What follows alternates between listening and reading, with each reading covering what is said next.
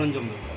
রং তুলি, cartridge, thermocol, আর সাজানোর জন্য লাগে শাড়ি, গয়না, আর চুল, আর হচ্ছে কিছু চুমকি ঠুমকি লাগে, পুঁতি। এই ভাবনাটা তোমার মানে কোথা থেকে এসেছে, মানে কীভাবে এই ভাবনাটা আসলো যে এইভাবে একটা প্রতিমা বানাবো? হঠাৎ করে প্রথমে তো শুধু কাগজে এঁকে তৈরি করেছিলাম, তারপর প্রথমে শুধু কাগজে এঁকেছি, তারপর আস্তে আস্তে হচ্ছে মানে কাগজে আঁকানোটাই হচ্ছে একটু একটু করে যে কীভাবে একটু 3D আসবে, কীভাবে 3D লুক আসবে, ওটা দেখার চেষ্টা করেছিলাম।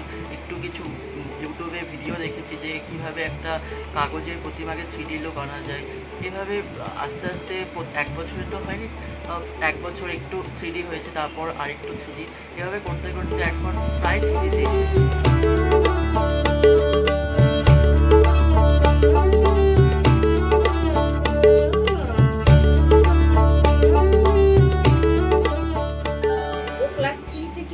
বানানোটা শুরু করেছে। ও ছোট থেকে ঠাকুর দেবতার প্রতি একটু মানে খুব আগ্রহ। মানে প্রথমে তো কাগজের মধ্যে মানে এঁকে ঠেকে এগুলো করতো, পরে আস্তে আস্তে যত দিন যাচ্ছে ওটাকে মানে আরো ইমপ্রুভ করার চেষ্টা করছে। ক্লাস 9-এ আমি বারণ করেছিলাম, বারণ করে পুজোটা বন্ধ করেছিল, কিন্তু ক্লাস 10-এ উঠে আবার মানে নতুন করে আবার শুরু করলো। কেমন লাগছে, আপনারা কি অংশগ্রহণ করেন পুজোতে?